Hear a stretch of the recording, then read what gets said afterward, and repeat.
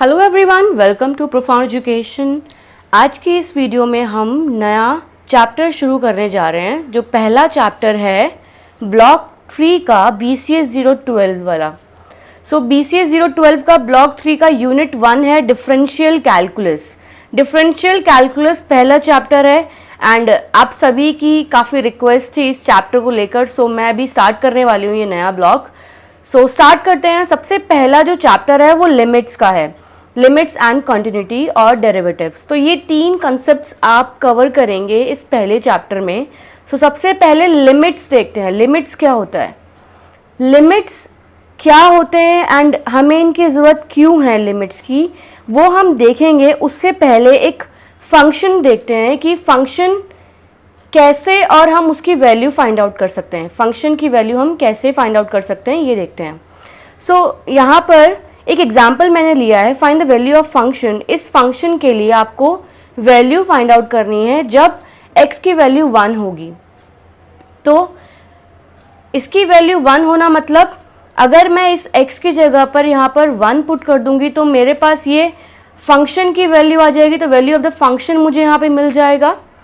तो अगर मैंने पुट किया, पुट करने पर मुझे ये मिल गया 0/0। तो 0/0 ज़ीरो कभी नहीं होता। 0/0 हमेशा एक अनडिफाइंड वैल्यू है, मतलब जो डिफाइंड नहीं है। तो इस केस में हमारे पास लिमिट्स की ज़रूरत पड़ती है। जब भी आपको ऐसे फंक्शंस गिवन होंगे जहाँ पर वैल्यू पुट करने पर ही डायरेक्ट आपको 0 मिल जाता है और बाय डिवाइड में भी 0 मिल जाता है। तो डिनोमिनेटर में जहाँ भी 0 है, चाहे आपके पास ऊपर नंबर्स हो, कोई भी रियल नंबर 1 2 3, तो 1/0, 2/0, 3/0 या कोई भी नेगेटिव नंबर, तो उस केस में भी वो अनडिफाइंड होता है। तो उस तरीके के फंक्शंस के लिए हमें लिमिट्स की ज़रूरत पड़ती है कि ये डिफाइंड नहीं है। यहाँ पर x की वैल्यू 1 पुट करने पर ये नहीं बताता कि ये फंक्शन अनडिफाइंड है। कोई तो वैल्यू होगी जिस वजह से हमारे पास इस फंक्शन के लिए वैल्यू मिलेगी। तो ऐसे फंक्शंस को डिफाइन करने के लिए हमें लिमिट्स की ज़रूरत पड़ती है। स्टार्ट करते हैं लिमिट्स का टॉपिक। अब मान लीजिए ये 1 है, तो 1 के अलावा कोई और वैल्यू अगर मैं यहाँ पे रखूँ, 1 रखूँगी तो मुझे अनडिफाइंड, नॉट डिफाइंड मिलेगा। तो इसके आसपास वाली वैल्यू, अब वो वैल्यू हो सकती है एक पॉजिटिव वैल्यू भी और एक नेगेटिव वैल्यू भी। तो पॉजिटिव के केस में वो हो सकती है आपकी -1 या पॉजिटिव का 2, या अगर मैं 0 और 1 के बीच की बात करूं तो वो वैल्यू हो सकती है 0.1, 0.2, 0.3, 0.4, 0.5 और ऐसे बहुत सारे नंबर्स हो सकते हैं जो इस 1 तक पहुंचने के लिए मेरे पास पॉसिबल हैं। What we are going to do कि इसके क्लोजर जितनी भी वैल्यूज होंगी, चाहे वो नेगेटिव वैल्यूज हो चाहे पॉजिटिव वैल्यूज हो, तो उनको हमें फाइंड आउट करना होगा और देखना होगा कि क्या सॉल्यूशन हमें उनसे मिलता है। तो मैंने यहाँ पर पुट किया, जब x की वैल्यू 0.1 पुट किया तो मुझे ये फंक्शन के लिए वैल्यू मिली 1.1 और ऐसे ही मैंने आगे भी वैल्यूज पुट करी हैं। फिर जो नियरेस्ट वैल्यू है 1 के वो भी है 0.2, तो 0 पुट किया तो मुझे 1.2 मिला। देन और भी क्लोजर अगर हम जाएंगे तो 0.9 के केस में मुझे मिला 1.9। तो हम देख सकते हैं कि जो ये फंक्शन है, जो गिवन फंक्शन है, उसकी वैल्यू जब हम 1 के क्लोजर हैं, पॉजिटिव, अभी हम पॉजिटिव वैल्यूज डालकर ही देख रहे हैं, अगर आप नेगेटिव देखेंगे तब भी आपके पास कुछ वैल्यूज आएंगी। तो जैसे ही हमने वैल्यूज आई तो ये वैल्यूज ऐसी हैं जो आपको बता रही हैं कि इस फंक्शन के लिए जो वैल्यू होगी वो 2 होगी। मतलब पूरी तरीके से 2 नहीं होगी लेकिन अप्रोचेस टू 2 होगी। मतलब हम जैसे जैसे 1 तक नहीं पहुंचेंगे लेकिन 1 के करीब जाते जाएंगे तो उस तरीके से हमारे पास इस फंक्शन के लिए एक वैल्यू होगी, डिफाइंड वैल्यू होगी, जो जहां पर हम पहुंचने से पहले हमें वो 2 दे रहा है। इसके लिए इस तरीके से हमने डिफाइन किया इस फंक्शन के लिए वैल्यू। तो इस तरीके को हम लिमिट्स कहते हैं कि आप लिमिट्स यहाँ पे डिफाइन कर रहे हो, एग्जैक्ट जो वैल्यू है वो नहीं पुट करते, उसके नियर जितनी भी वैल्यूज़ हैं वो हम पुट कर रहे हैं। अब ये आपको हमेशा हर फंक्शन में नहीं करना है।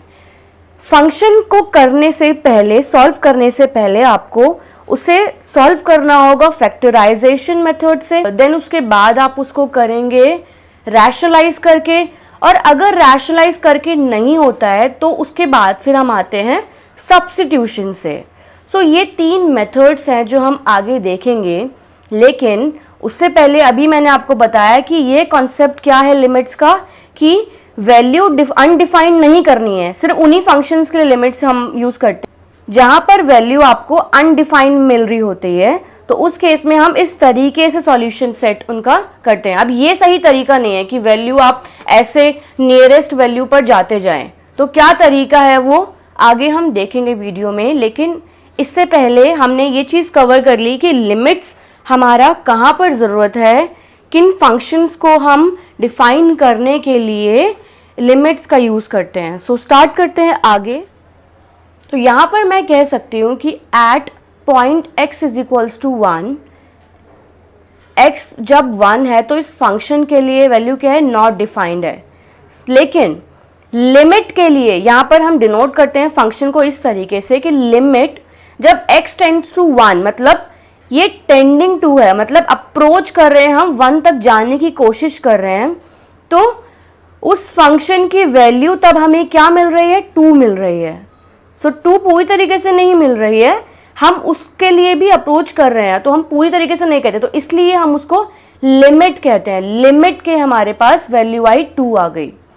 सो एक और चीज़ यहाँ पर एक टर्म है बहुत बड़ी जिसे हम लिमिट्स को कह सकते हैं कि अप्रोचिंग बट नॉट अचीविंग। आप अप्रोच कर रहे हो लेकिन पूरी तरीके से अचीव नहीं कर रहे हो उसे। जैसे कि अगर मैं यहाँ पर 1 पुट कर दूँ तो मुझे अचीव हो जाता है कि कोई भी वैल्यू मुझे मिल गई, लेकिन 0/0 अनडिफाइंड है तो मैं उसको अचीव नहीं कर सकती। तो ये कॉन्सेप्ट लिमिट का कॉन्सेप्ट है कि हम अप्रोच कर रहे हैं कि 1 तक जा रहे हैं, 0.1, 0.2, 0.3, 0.4 ये सब पुट करके हम चेक कर रहे हैं फंक्शन की वैल्यू क्या होगी, और फिर लेकिन हम उसको पूरी तरीके से अचीव नहीं कर रहे हैं। तो ये हमारा कॉन्सेप्ट है लिमिट्स का। सो अब यहाँ पर मैंने एक स्टैंडर्ड फॉर्म लिखी हुई है कि कैसे आप लिमिट्स को डिनोट करते हो। Let f(x) be a function then limit of f(x). तो लिमिट क्या होगी फंक्शन की at point x is equals to a पर। अभी ऊपर वाले फंक्शन में a जो था वो 1 था, तो उसको हम डिनोट करते हैं limit x tends to 0 f(x). कोई भी फंक्शन यहाँ पे गिवन होगा, अभी जो हमारे पास लास्ट क्वेश्चन में गिवन था वो ये फंक्शन था। सो उसकी लिमिट की कोई वैल्यू होगी, वो वैल्यू हमारे पास L है, अभी हम डिनोट कर रहे हैं उसको L से, लेकिन ऊपर वाले के लिए हमारे पास हमने माना था कि वो 2 तक अप्रोच कर रही है value. So and it means that when x approaches to a, जब x अप्रोच करेगा a को, मतलब हम 0 जैसे कि 1 तक जाने के लिए हम पॉजिटिव साइड से हम गए थे, उसमें 0.1, 0.2, 0.3, 0.4, तो हम 1 तक जा रहे हैं, तो हम अप्रोच कर रहे हैं उस वैल्यू को। Then value of function reaches to L, तो उसका फंक्शन एक वैल्यू तक पहुंच जाएगा। तो ये हमारे पास लिमिट का कॉन्सेप्ट है जिसको आपने ऐसे डिनोट करना है। अब मेथड्स देख लेते हैं। अब हर बारी ऐसे होगा कि क्वेश्चंस आपको सॉल्व करने के लिए कुछ तरीके होंगे। अभी तक हम सिर्फ लिमिट का कॉन्सेप्ट पढ़ा हमने, तो कॉन्सेप्ट के बाद क्या मेथड्स आपने फॉलो करना है, वो सिंपल से मेथड्स ही हैं, अभी तक हम उनका यूज़ भी करते आए हैं। अगर आपने मेरी पुरानी सारी वीडियोस देखी हैं तो हम splitting in the middle term use करते हैं, हम फार्मूलाज यूज़ करते हैं, a+b का होल स्क्वायर, a+b का क्यूब, या कोई और फार्मूला, या फिर क्वाड्रेटिक फार्मूला हो गया। तो ये सब जितना भी था वो फैक्टराइजेशन था। किसी भी इक्वेशन के लिए हम फैक्टर्स फाइंड आउट करते आए हैं अभी तक।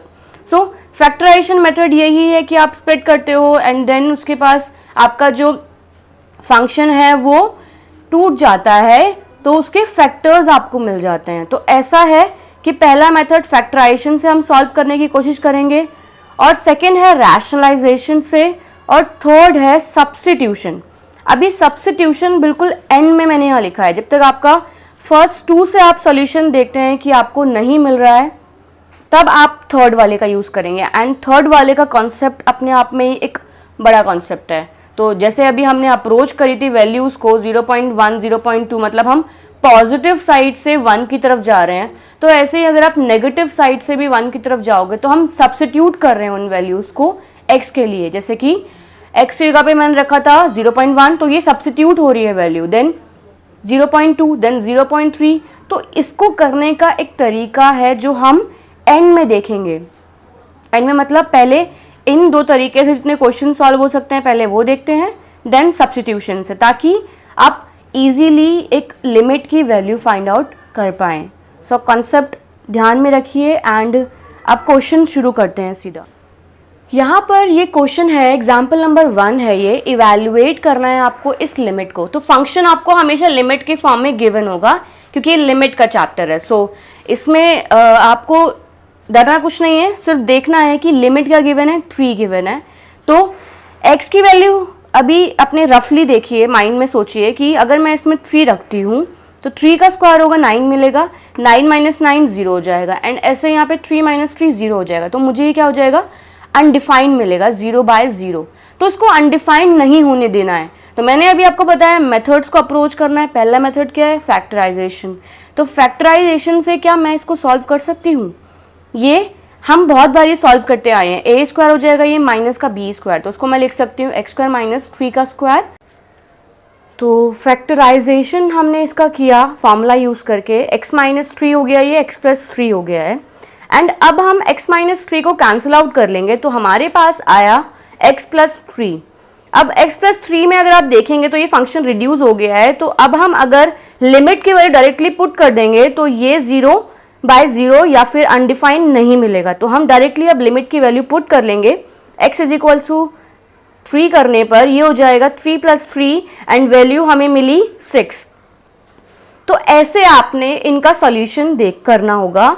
और ध्यान रखिए, सबसे पहले ये चीज़ ध्यान में रखनी है कि कहीं अनडिफाइंड तो नहीं है फंक्शन, तो उस केस में फिर उस तरीके से फैक्टराइज करके और देन या फिर रैशनलाइजेशन हुआ तो रैशनलाइजेशन करिए, और देन उसके बाद आखिर में अगर वो दोनों सही नहीं हो रहा है तो सब्स्टिट्यूशन मेथड से कीजिए।